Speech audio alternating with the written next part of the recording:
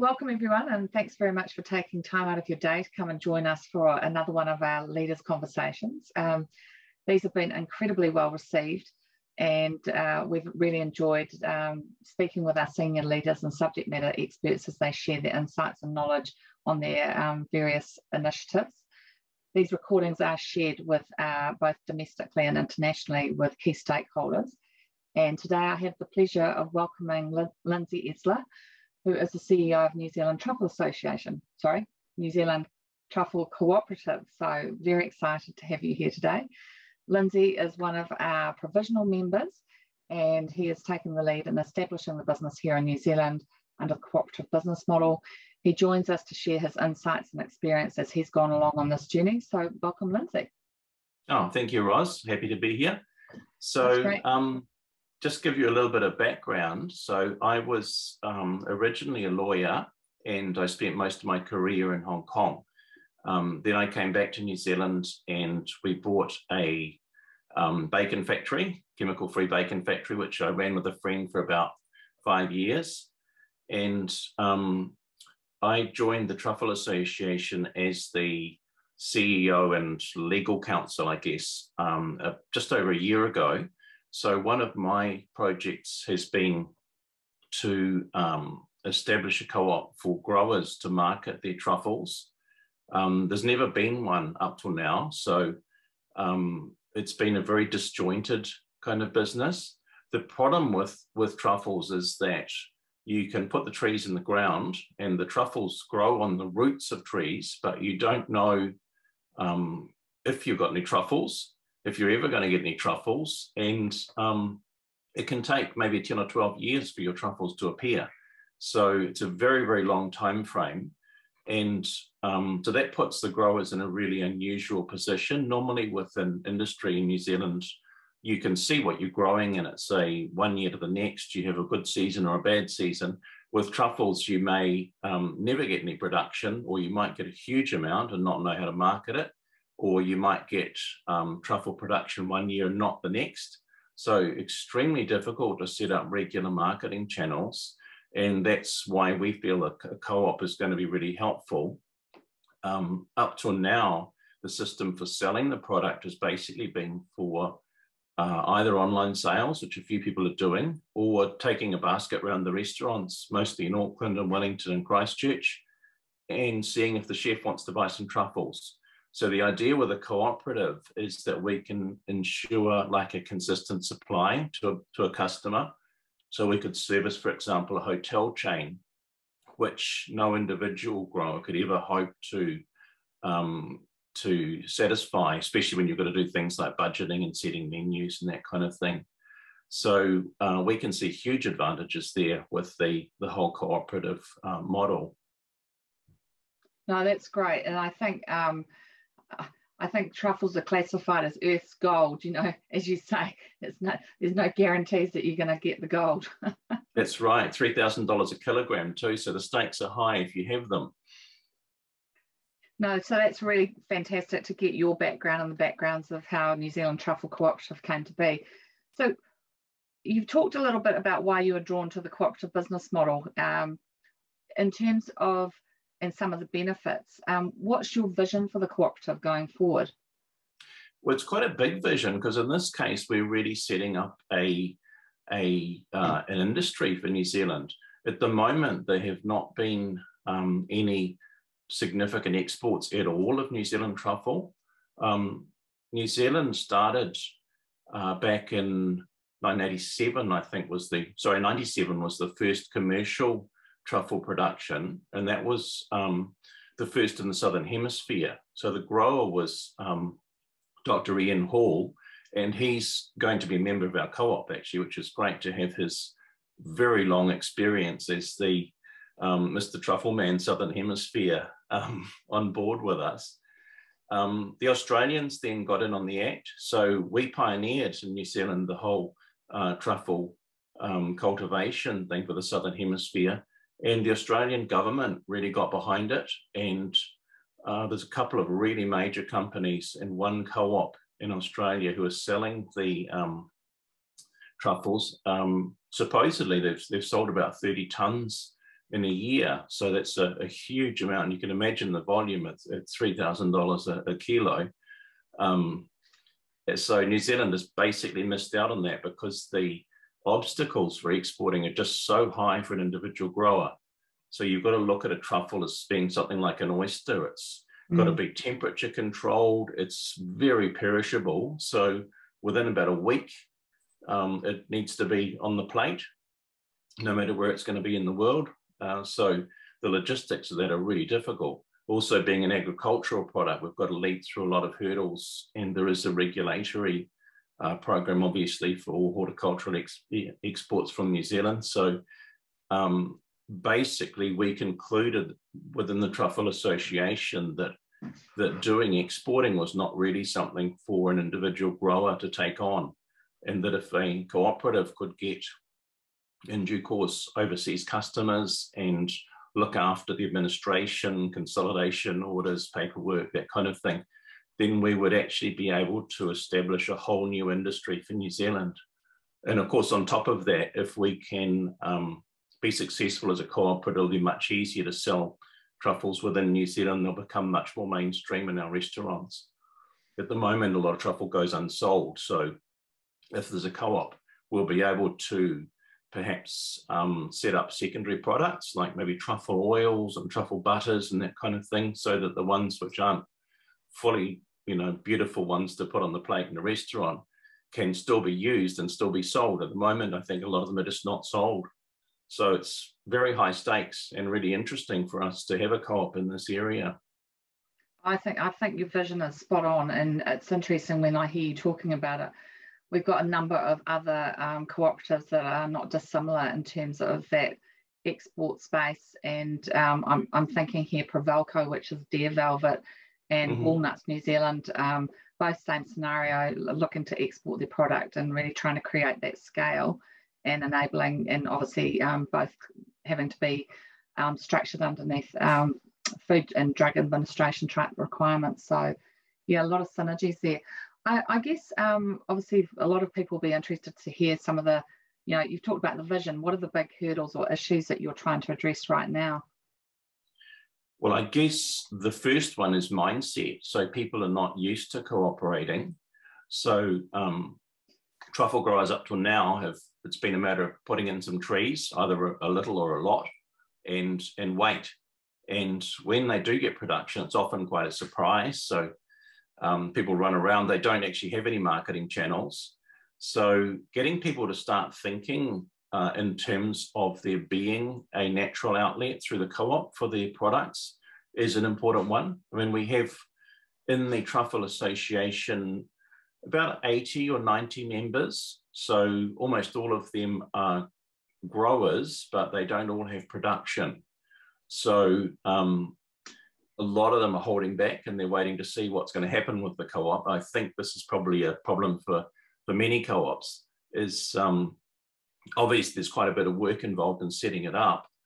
And we have a core group of about 20 growers who are keen to set up the co-op, and basically doing, to some extent, investing their time for the benefit of the industry as a whole. And the Truffle Association itself, which is paying me to work on the whole co-op project, is right behind that, because I think the people can see that after 20 years or so of commercial production, if things haven't got off the ground yet, then we need to try something different. And the co-op is the different approach and the new strategy the association's trying to take.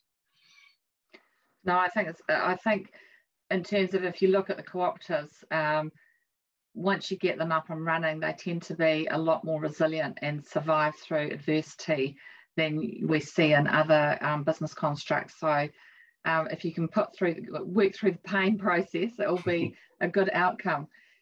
And you just touched there in terms of your shareholders. I mean, how are you working to keep them engaged? What's the process that you're doing in terms of taking them on the journey? Well, there's a lot of emails, and I think some of them probably think there's too many emails, because we've only been doing this for just over 2 months now. So I started from zero. So my background's an intellectual property lawyer, so I can help them with branding and copyrights and trademarks and things. But co-ops are completely new to me. So what I've been doing is, as I learn something, I put it in an email and send it out to everybody. Some of whom read them very carefully and comment, and others probably think, oh God, another one, I'll delete that. So yeah, we've had quite a few Zoom meetings, so they've been well attended and had some vigorous discussions. That's actually been really helpful because that way you can see if people are engaged with where you're going, and you can individually ask people, well, what do you think? You haven't said anything, which is not so easy with the email process. So the Zoom is probably not great for making decisions because people are shy, and you hear from the same ones all the time, but it's really good for getting a feel for which way we should go. So for example, when we set out, we thought that the most obvious way to set up a co-op would be to initially sell to export, because then we wouldn't have any competition at all. We'll be possibly selling to the Northern Hemisphere, and it's only Australia and New Zealand really that are producing at that time of year, because the truffle's really seasonal. It's a winter product. But it became clear that we didn't have enough consistent production amongst the co-op members to really go out straight away and seek export markets. So that whole process of consultation was really helpful. So we changed tack completely. We decided that we would focus quite a lot on secondary products, so processed truffle products, because there's currently no outlet for those in New Zealand really. We would also try and get some regular markets with some of the larger restaurants or hotel chains in New Zealand. So that whole engagement process has been really valuable. And we're just about at a stage where we'll be appointing our provisional directors for the co-op company. So then they will take charge of the business side of it. And I expect they will continue running that by Zoom and email, as I've been doing with the establishment phase. And those directors that you mentioned, they're member directors, so that obviously will facilitate that relationship as well with building the relationships. Yeah, very much. And just some of them know each other. So that was one of the initial barriers, was we had 20 people, some of whom knew everybody and some of whom knew nobody. So getting that culture together has been, it's early days yet, but I think that they will be able to work together pretty well, because we've had some really sort of selfless statements. We've got a guy that said he's going to underwrite everything for us if we need to sort of get some extra money and that kind of thing. So, really encouraging that kind of interaction. Yeah, and what you're saying there is how we tend to see these businesses getting off the ground, that you've got a couple of individuals who are prepared to front up with money or time. It's very much pro bono type stuff. So in terms of talking to anyone else who's looking at establishing a cooperative, any words of wisdom in terms of what they need to consider when they're embarking on the same journey that you're on? Sure. One thing I would say is don't reinvent the wheel. There's been co-ops in New Zealand for a very long time. I think since the 19th century, we've actually had some co-ops. So there are at the moment about 120 active co-ops in New Zealand. And you can go on the company's office website and search for cooperative companies and see a lot of documents, because they're public. For example, the constitutions of the different cooperative companies. Some of them are really long, other ones are quite short.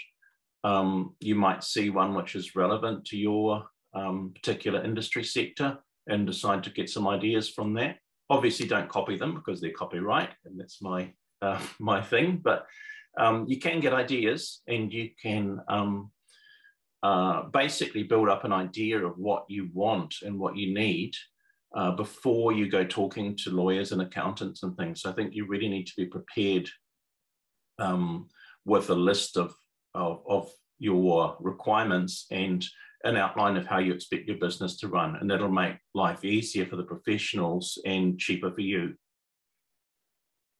Yeah, I think you're absolutely right. There's a lot of, we're doing a lot of work with the company's office right now to try and engage and improve the information that's available to support all of you on your establishing your businesses. We sort of haven't touched on it as yet, but cooperation amongst cooperative is one of the core principles of a cooperative. And how do you plan, or do you see yourself working with other cooperatives? Have you identified other cooperatives that you might be able to collaborate with? Yeah, well, there is the New Zealand Cooperative Business Horticultural Sector Co-op group, which we're hoping to join. And a lot of the issues are common amongst those groups in that area. You mentioned walnuts, and I've spoken to the New Zealand Walnuts cooperative people and also New Zealand Hops, and they've actually been really helpful to us. They've sort of spent quite some time on the phone explaining to me and basically reducing a whole lot of the uncertainty that would otherwise discourage us from taking on this whole co-op journey. We realize that it's not quite as complicated as it might appear at the outset, and also being warned off a few strategic errors that they might have made, when they started out. And it's really, really useful to hear from other groups that have already been through the same thing. So I'd be quite happy to help some other groups in the future. I'm speaking as somebody, we haven't set up our co-op yet, but I think we've learned a bit already, and we're, I'm very confident now we're going to get it off the ground. So pass it on, I guess, and spread it around. It's a good thing, all cooperation. Be careful what you wish for. With your legal background and the work that you're doing, you'll have every man and his dog being in touch. Yeah, I used to charge $1,000 an hour, so yeah. No, do you know something though? I think it's really fantastic how there's so many senior leaders. I do a lot of obviously facilitating these introductions, and people are prepared to give time willingly, and so it is fantastic to see that spirit come alive. Lindsay, before we wrap this up, is there anything else that you'd like to offer to anyone listening to the conversation today? Sure. I mean, I think a co-op won't be the answer to every kind of business model, but for a lot of the ones that we have, it's very suitable for industries like in the horticultural area, ones with a long-term or intergenerational kind of aspect to them. One of the members of our co-op is a manager of a large Maori-owned truffle orchard, I suppose you'd call it, in the central North Island. And he's found that it's the cooperative model is going to be quite suitable for that. Also with other, a lot of the growers tend to be more elderly, and they're looking to pass it on to their kids. And I think with the cooperative model, it's something which lives beyond the people, the individuals who are setting it up. So it's a long-term model. It's a community kind of thing. And I think the spirit of mutual cooperation that you have to have basically must keep the cooperative on track and disciplined in ways that perhaps a private company wouldn't have. So, yeah, I mean, my final thought at this early stage is that cooperative can be a really great way to go. So much great insights and information there. So I really appreciate it. And I guess just to add to what Lindsay's saying here is, if you're considering establishing a cooperative business, please reach out to Cooperative Business New Zealand. We'll introduce you to individuals such as Lindsay. And we're here to support you on your journey. So thanks for joining us today, and kia kaha, everyone.